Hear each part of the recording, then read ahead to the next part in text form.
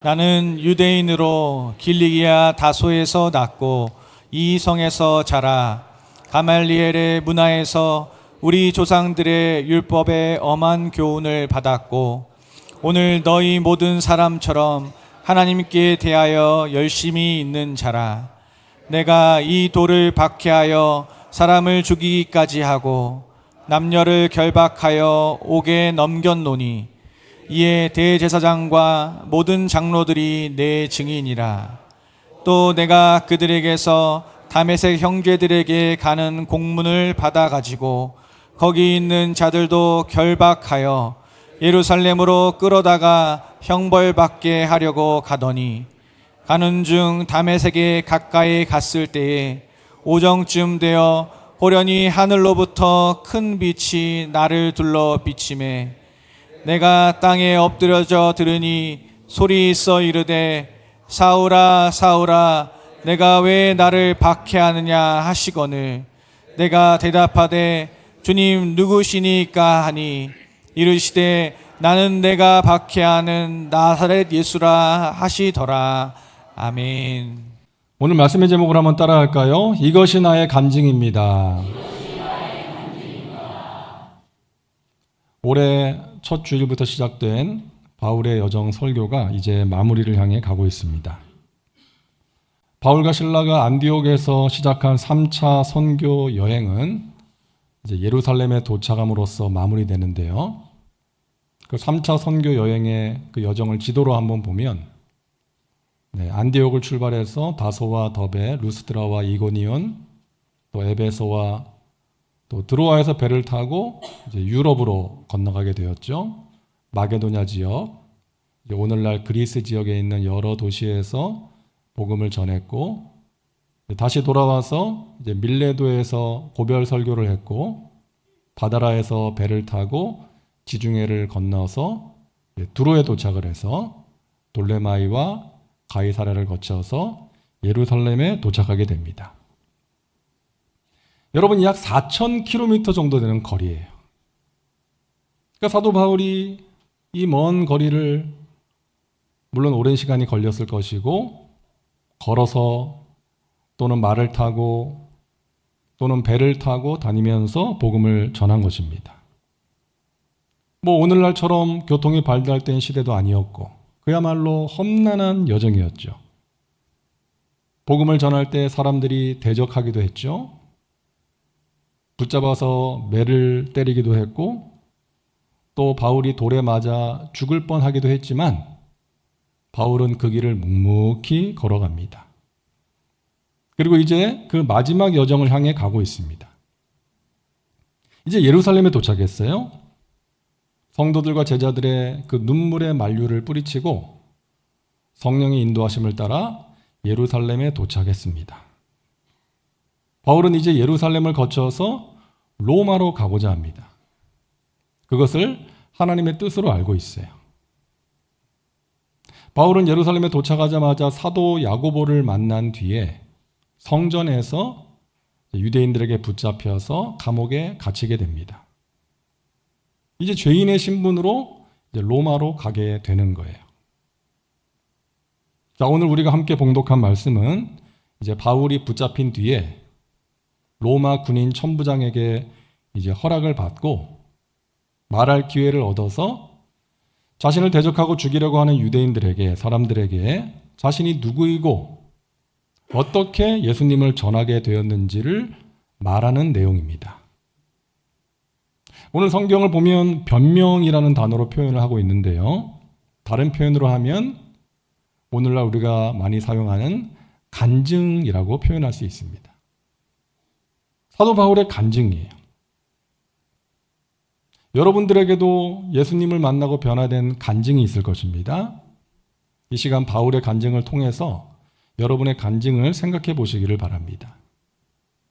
그리고 바울이 그랬던 것처럼 그것을 누군가에게 전할 수 있기를 바랍니다. 여러분, 그게 전도예요. 내가 만난 예수님, 그리고 나의 변화를 전하는 것입니다. 바울은 자신의 이야기를 세 파트로 나누어서 전하는데요. 먼저는 예수님을 만나기 전에 내가 어떤 사람이었는가 이것을 이야기해요. 자신의 과거를 말하기 시작합니다. 3절을 보니까요. 나는 유대인으로 길리기아 다소에서 났고 이 성에서 자라 가말리엘의 문화에서 우리 조상들의 율법에 엄한 교훈을 받았고 오늘 너희 모든 사람처럼 하나님께 대하여 열심히 있는 자라. 여러분, 바울은 당대 최고 학벌을 가졌습니다. 최고의 스승 밑에서 공부를 했고요. 좋은 가문과 지위 등 세상적인 자랑거리가 많았던 사람이에요. 누구보다 하나님을 향한 열심이 탁월했던 사람이었습니다. 율법에 통달했고 열정이 있었어요. 하지만 그가 가진 그 열심은 방향이 잘못된 열심이었습니다. 그래서 4절에 내가 이 돌을 박해하여 사람을 죽이기까지 하고 남녀를 결박하여 옥에 넘겼다라고 말하고 있습니다. 그 잘못된 열심으로 사람들을 정죄하고 죽이기까지 했던 거예요. 자신은 하나님을 열심히 잘 섬기고 있다고 생각을 했지만 사실은 하나님의 뜻을 거스르는 일을 하고 있었던 것입니다. 여러분, 우리가 교회에서 봉사를 하고 직분을 감당할 때에도 이 사실을 유념해야 됩니다. 내가 하나님의 일을 하나님의 뜻대로 하고 있는가? 아니면 내 뜻대로, 내 생각대로, 내 경험을 따라서 하고 있는가? 내가 주님을 따라가고 있는가? 아니면 내가 주님보다 앞서가고 있지는 않은가? 이 사실을 생각해 봐야 되는 거예요. 여러분, 많은 사람들이 예수님을 인격적으로 깊이 만나기 전에는 내 생각대로 열심을 내고 이 세상의 부와 명예를 얻기 위해서 또 즐거움을 얻기 위해서 열심을 내는 거예요. 그 열심은 하나님을 위한 것도 아니고 타인을 위한 것도 아니고 오직 자신을 위한 것입니다. 내 야망을 위해서, 내 욕심을 채우기 위해서, 내 의를 드러내기 위해서 열심을 내는 거예요. 하지만 예수님이 빠진 열심은 결국 자신을 지치게 만들고 다른 사람들을 정죄하게 하고 하나님의 영광을 가리는 도구가 될 수가 있다는 것입니다. 미국 작가인 윌리엄 패더라는 사람이 쓴 글을 보았는데요. 거기에 이런 내용이 있습니다. 어느 청년이 길을 가다가 $5짜리 지폐를 줍게 돼요. 그때부터 이 청년은 길을 갈 때마다 고개를 숙이고 걷는 습관이 있었습니다. 뭔가를 줍기 위해서 그런 습관이 생긴 거죠. 그로부터 수년 동안 29,519개의 단추, 54,172개의 핀, 그 당시에는 단추와 핀이 바닥에 많이 떨어져 있었나 봐요. 그리고 12센트, 구부러진 등, 인색한 성격을 갖게 되었고 햇빛의 찬란한 아름다움, 별의 광채, 친구들의 미소, 파란 하늘, 그리고 생활의 사소한 그 아름다움들을 잃어버렸다는 거예요. 땅의 것들을 얻기 위해서 땅만 보고 살다 보니까 인생의 진정한 행복과 아름다움을 잃어버리고 말았다는 것입니다. 여러분, 예수님을 만나기 전에 인생들이 이와 같아요. 잠시 있다 사라질 이 세상의 것들을 얻기 위해서 달려가는 것입니다. 땅만 보고 사는 거예요. 그러다 보니까 하나님을 알지 못하고 하늘의 신령한 복을 놓치게 되는 것이죠. 마치 방향을 잘못 잡고 달려가는 마라톤 선수와 같습니다. 아무리 빠르게 열심히 달려간다고 해도 방향이 잘못되면 어떻게 되는 거예요? 목적지에서 갈수록 멀어지는 거 아니겠습니까? 그러므로 여러분, 열심보다 중요한 것은 방향이라는 것 우리가 기억해야 될 줄로 믿습니다. 올바른 방향으로 열심을 내야 되는 거예요. 여러분, 올바른 방향이 무엇입니까? 하나님의 영광을 위해서 달려가는 거예요. 하나님의 영광. 나를 향하신 하나님의 뜻과 계획을 위해서 달려가는 것이 올바른 방향인 것입니다. 탤런트 최수종 씨가 쓴 간증을 읽어보았는데, 최수종 씨 아시잖아요? 무명 시절에 아버지 사업이 부도가 나서 아주 힘든 시절을 보냈대요. 그래서 어머니를 따라 이제 교회를 가서 기도하면서 이런 기도를 드렸다는 거예요. 하나님, 우리 가정을 다시금 일으켜 세워주시고 저에게 돈을 주시면 어려운 사람들을 도와주고 봉사하는 삶을 살겠습니다 라고 기도를 했다고 합니다. 그 후에 성공해서 유명해졌잖아요. 그런데 자기가 드린 그 기도를 잊어버린 거예요. 많은 사람이 그렇죠. 힘들고 어려울 때는 간절히 기도를 하다가 등 따숩고 배불러지면 그 기도를 잊어버리는 거예요.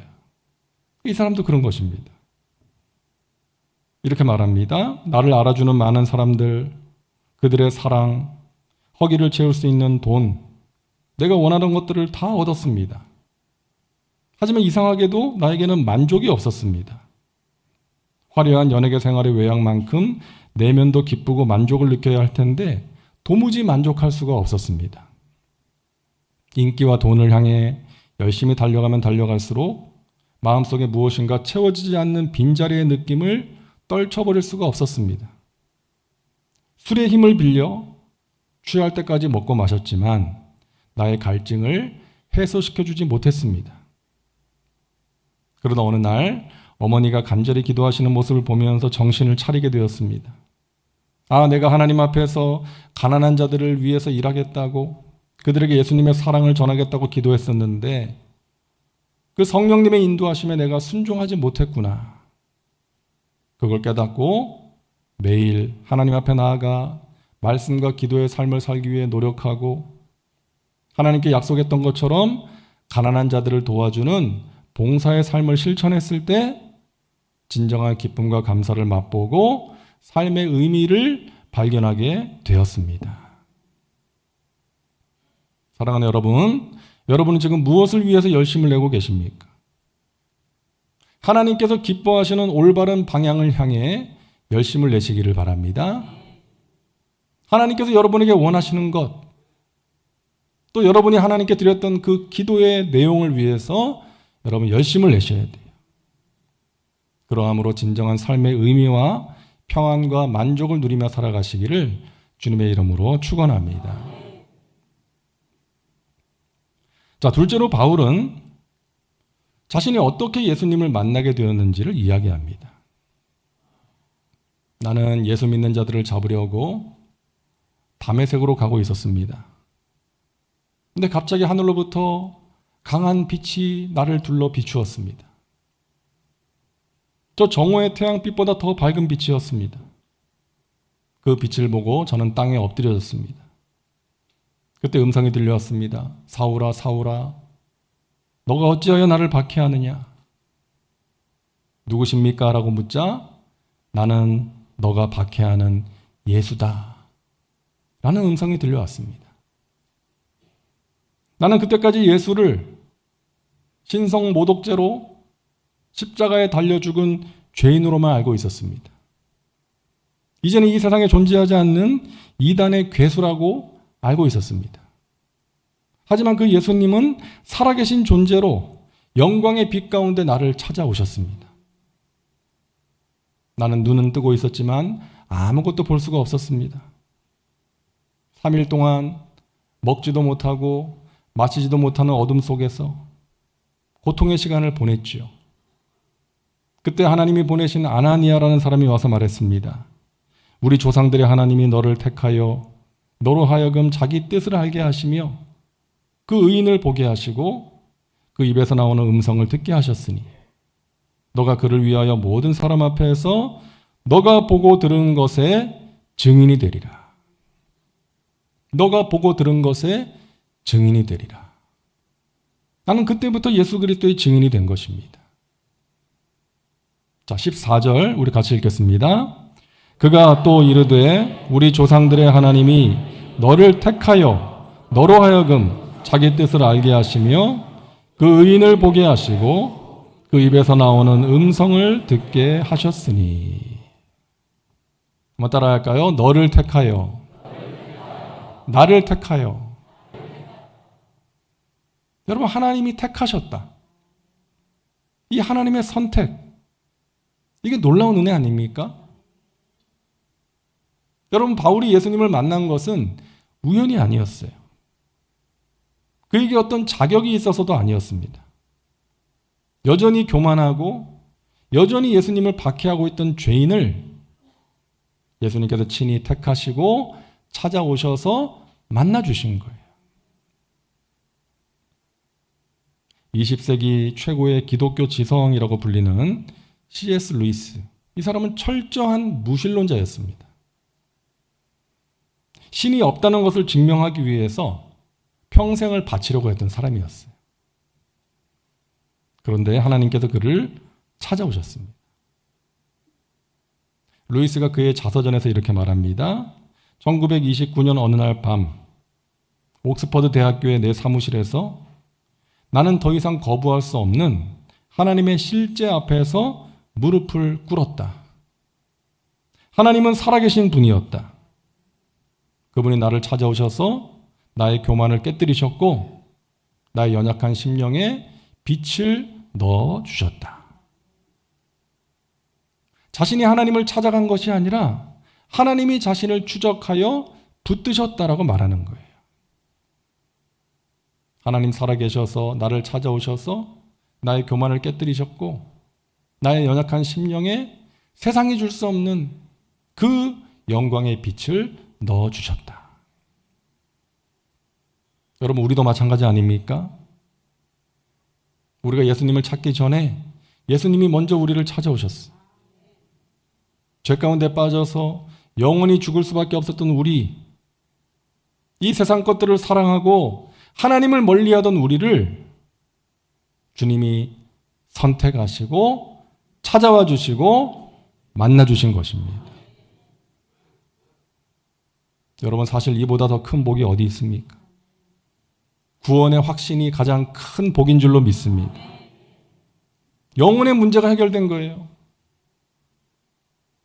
여러분, 우리 모두는 이 세상을 떠나야 됩니다. 언제 갈지는 알 수 없지만 떠나야 돼. 모두가 떠납니다. 그 이후에 가야 할 곳이 예비된 거예요. 너무나 귀한 은혜입니다. 여러분, 요즘 TV에 여행 프로그램을 많이 하더라고요. 국내와 해외 여행을 가는데 어느 프로를 보니까 이제 연예인들이 해외 여행을 가는데 이 휴대폰과 인터넷을 사용하지 못하게 하는 거예요. 그러니까 그 여행지의 정보를 검색할 수도 없고 또 숙소나 뭐 여러 가지 예약을 할 수가 없어요. 숙소도 직접 가서 잡아야 돼. 이제 그러다 보니까 불안해하고 가면서 또 가서도 고생을 많이 하는 거예요. 뭐 숙소를 갔는데 방이 없다 그러고 힘들게 추운 날씨에 막 돌아다니면서 고생을 하는 걸 보았습니다. 근데 보는 사람은 재밌잖아요. 남들이 고생하는 게 왜 이렇게 재밌는지.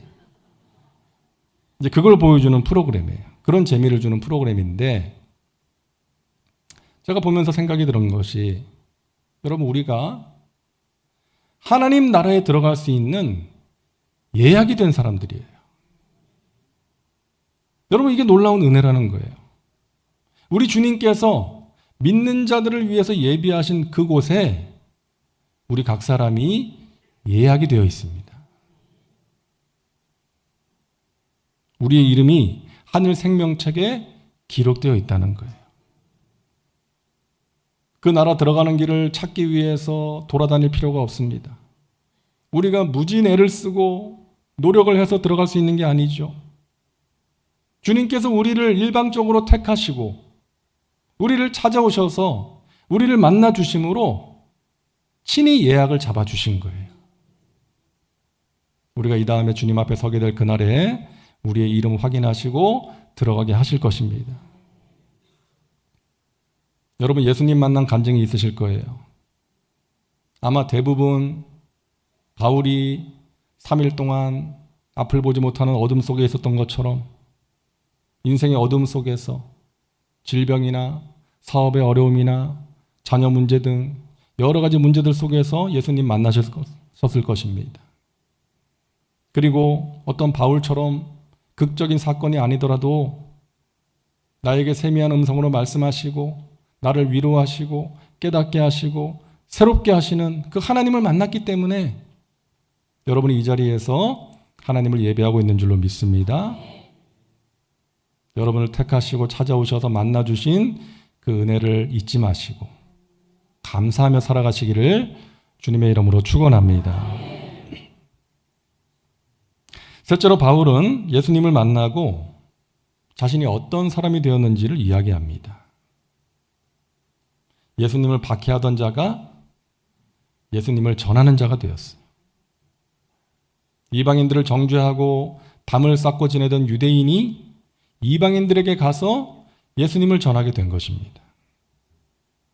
예수님 만나기 전에는 내 이름을 드러내고 높이는 삶을 살았지만 예수님 만나고 나서부터는 오직 예수님의 이름만 높이고 전하는 삶을 살게 된 거예요.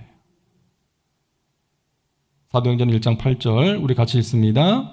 오직 성령이 너희에게 임하시면 너희가 권능을 받고 예루살렘과 온 유대와 사마리아와 땅끝까지 이르러 내 증인이 되리라 하시니라. 아멘. 여러분, 이 말씀이 바울의 삶을 통해서 그대로 성취된 거예요.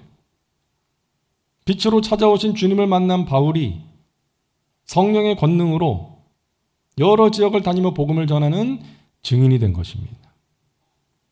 그리고 오늘을 살고 있는 하나님의 백성들, 성령 받은 우리를 통해서 이 말씀이 성취되고 있는 거예요. 사랑하는 여러분, 예수님 만난 사람은 결코 이전과 같은 자리에 머물 수가 없습니다.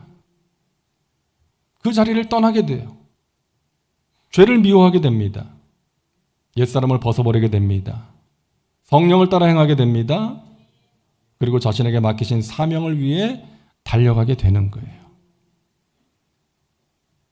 어떤 설교자가 이런 말을 하더라고요. 인간으로서 우리가 알아야 할 가장 위대한 지식은 하나님의 뜻을 아는 지식이고, 인간으로서 우리가 남길 수 있는 가장 위대한 업적은 하나님의 뜻을 이루는 것이다. 참 저는 이 말이 멋있고 참 공감이 되더라고요. 다시 한번 보여주시겠어요? 인간으로서 우리가 알아야 할 가장 위대한 지식은 하나님의 뜻을 아는 지식이고, 인간으로서 우리가 남길 수 있는 가장 위대한 업적은 하나님의 뜻을 이루는 것이다. 믿으시기 바랍니다. 여러분, 이 세상에 우리가 알아야 될 많은 지식이 있어요. 그 알아야 할 것 중에 가장 중요한 것은 무엇입니까? 하나님의 뜻이에요. 하나님의 뜻이 나와 자녀들을 위한 최선이기 때문입니다. 우리가 이 세상을 살아가면서 남길 수 있는 업적들이 있습니다. 하나님 믿지 않는 사람들도 업적을 남기죠. 하지만 그것은 사람들은 인정해 줄 수 있을지 몰라도 하나님은 인정하시지 않는 것입니다. 오직 하나님의 뜻을 따라 행한 것만이 영원히 남는 줄로 믿습니다. 그런 삶이 위대한 삶이라는 거예요. 존 스토트가 이렇게 말합니다. 그리스도인이 되는 것은 단순히 종교를 갖는 것이 아니라 삶의 주권이 완전히 바뀌는 혁명적인 사건이다. 여러분, 그리스도인이 되기 전에는 내가 내 인생의 주인이 되어서 내가 원하는 대로, 내가 보기에 좋은 대로 살아가지만, 그리스도인이 되고 나서는 하나님을 내 인생의 주인으로 모시고 하나님의 뜻을 따라 살아가게 되는 것이죠. 그러함으로 죄와 세상의 유혹을 이기고 복된 삶, 승리의 삶을 살아가게 되는 것입니다. 하나님의 영광을 드러내고 하나님께서 기뻐하시는 삶을 살아가는 것이죠. 요즘 우리 교회에서 토요일마다 아기 학교가 열리고 있어요. 한 10명 정도 되는 아기들이 이제 엄마 아빠와 함께 이제 토요일 교회에 나와서 아기 학교에 참여하고 있는데요. 애들이 참 사랑스럽죠. 근데 이 아기 학교를 위해서 헌신하는 선생님들이 있습니다. 교회에서 시킨 게 아니에요. 자발적으로 헌신하고 있습니다. 아기 학교를 잘하는 교회에 가서 몇 주 동안 이제 배워가지고 그걸 우리 교회에 이제 접목해서 하고 있는 거예요. 물론 수고비를 드리지 않습니다. 그저 아이들을 사랑해서, 이 아이들이 주님의 기쁨이 되는 아이로 자라가기를 원해서, 그리고 주님을 알지 못하는 부모들이 이 아이들을 통해서 주님 앞으로 나왔으면 좋겠다. 신앙생활을 하게 되었으면 좋겠다. 이 마음으로 섬기고 있는 것입니다. 이번에는 이제 1회이기 때문에, 첫 번째이기 때문에 우리 교회 아이들 중심으로 하고 있고요. 다음부터는 이제 우리 주변에 이 지역사회에 광고를 좀 많이 해서 이제 교회 다니지 않고 신앙생활 하지 않는 이제 부모님들 아이들도 좀 참여할 수 있도록 하고자 합니다. 근데 여러분, 이 선생님들이 아마 제가 과거를 알지 못하지만 아마 처음부터 그런 분들은 아니었을 것 같아요. 예수님이 주신 은혜를 체험했기 때문에 그 은혜에 감사해서, 그리고 어릴 때 신앙을 갖는 것이 너무나 중요하다는 것을 알기 때문에 아이들을 사랑하는 마음으로 헌신하는 거 아니겠습니까? 여러분, 바울은 예수님을 만나고 자신의 삶을 드립니다. 복음을 위해서, 교회를 위해서, 영혼 구원을 위해서 헌신합니다. 그 과정에 많은 어려움이 있었지만 그 어려움들을 기도로 이겨냅니다. 그래서 말하죠. 아무것도 염려하지 말고 다만 모든 일에 기도와 간구로 너희 구할 것을 감사함으로 하나님께 아뢰라. 그리하면 모든 지각에 뛰어난 하나님의 평강이 그리스도 예수 안에서 너희의 마음과 생각을 지켜줄 것이다. 바울은 기도로, 또 하나님이 주시는 평강으로 많은 어려움들을 이겨내고 끝까지 그 길을 갈 수가 있었던 것입니다. 바울은 힘든 상황 중에도 놀라운 하늘의 기쁨을 누립니다. 주 안에서 항상 기뻐하라. 내가 다시 말하노니 기뻐하라. 옥중서신입니다. 갇혀 있을 때 이런 권면을 한 거예요. 기뻐하십시오. 항상 기뻐하십시오. 쉬지 말고 기도하십시오. 범사에 감사하십시오. 이것이 그리스도 예수 안에서 우리를 향하신 하나님의 뜻입니다. 여러분, 예수님을 만난 사람은요, 문제를 이겨내는 방식이 다릅니다. 달라져요. 기도로 이겨내는 거죠. 기도로 하나님이 행하시는 일을 보게 되는 것입니다. 예수님을 만난 사람은 기쁨의 원천이 달라집니다. 이 세상에서 기쁨과 즐거움을 찾는 것이 아니라 우리 하나님 아버지의 품 안에서 하나님이 주시는 신령한 기쁨, 환경을 뛰어넘는 기쁨을 누리게 되는 거예요. 저와 여러분이 이런 사람, 이런 삶이 되시기를 주님의 이름으로 축원합니다.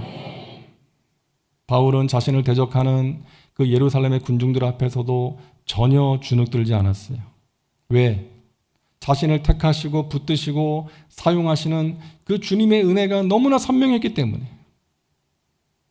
예수님을 만나기 전에 그 무지했던 모습, 나를 찾아오셔서 나를 깨뜨리시고 변화시켜 주신 그 주님의 사랑과 은혜, 그리고 사명자로 살아가는 오늘에 이르기까지 여러분, 바울의 삶 전체는 하나님의 위대하심, 그리고 하나님의 살아계심을 드러내는 아름다운 간증이었던 것입니다.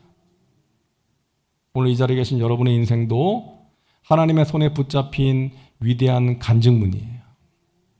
여러분의 과거를 잊지 마시기 바랍니다. 여러분을 만나주신 주님의 은혜를 기억하시기를 바랍니다.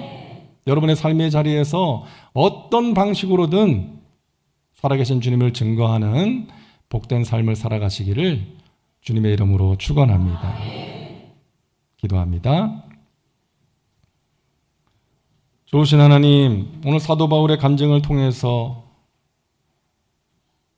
우리가 예수님을 만나기 전에 어떠한 사람이었는지, 또 어떻게 예수님 만나게 되었는지, 예수님 만나고 어떻게 변화됐는지를 다시 한번 생각하게 하시니 감사합니다. 하나님의 은혜로 우리가 지금 이 자리에 있는 줄로 믿습니다.